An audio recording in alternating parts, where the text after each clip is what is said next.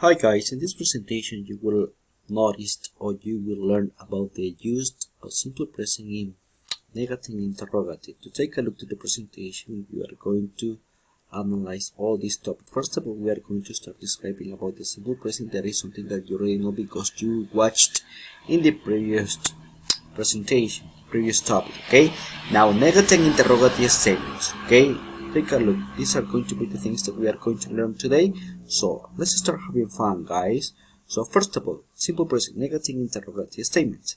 So in order to talk about negative statements in English, you need to take into account the subject, then do or do not or don't, then the verb, and then a complement. So these are all the subjects that we have in English: I, you, he, she, it, we, you, they. But it's something different.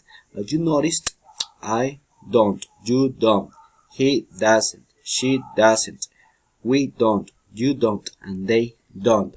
And then we have the verb, okay, in infinitive or base form. So for example, I do not read every day. You do not read every day. However, when we are using he, she, and it, we are going to use does not read once a week. He doesn't read once a week. She doesn't read once a week. It doesn't read at home.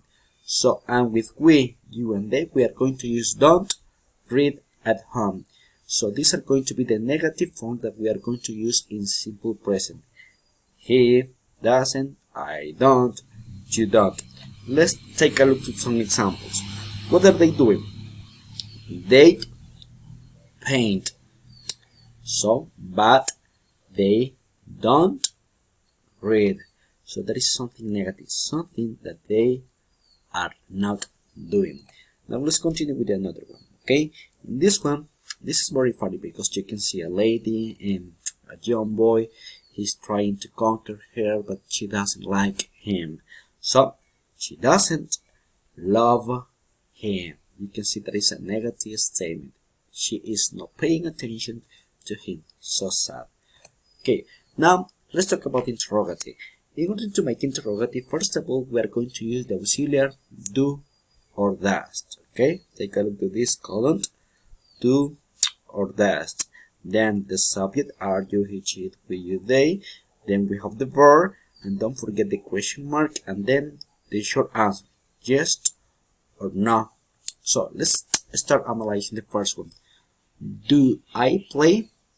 Yes, you do. No, you don't. Do you play? Yes, you do. No, you don't. But take a look to this one. This is in a different color when third person. He, she, and it. So with this one, we are going to use does. Does he play? If the answer is positive, we are going to say yes, he does. But if the answer is negative, no, he doesn't. Does she play? Yes, she does. No, she doesn't. And with the rest, do we, do you, do they play? Yeah, we're going to say yes, they do, yes, we do, yes, you do, or no, you don't. So that is going to be the examples that we are going to follow when we are talking in interrogative statements. Now let's continue with my example. As you can see, this is a worker, okay? He's worked in a very hard job. So the question is the following: does he study? Obviously, the answer is going to be no. No, he doesn't. Does he study? No, he doesn't. Let's continue with this lady. As you can see, this lady likes shopping. So we can ask, does she like shopping? Remember, with the verb like, we are not going to add an s. Okay, it's going to be as it is in infinity or base form. Does she like shopping? And the answer is going to be yes, she does. Let's continue with another one. Okay, where you can see these are some young people having fun. They are going to the beach and they are going to a swimming pool. They are going to swim. Okay, so do we ask, do they swim? Obviously, the answer is going to be yes. So we are going to answer yes, they do. And that is the way that we are going to use the simple present. I hope that this presentation or this video was very useful for you. Have a wonderful day. Bye.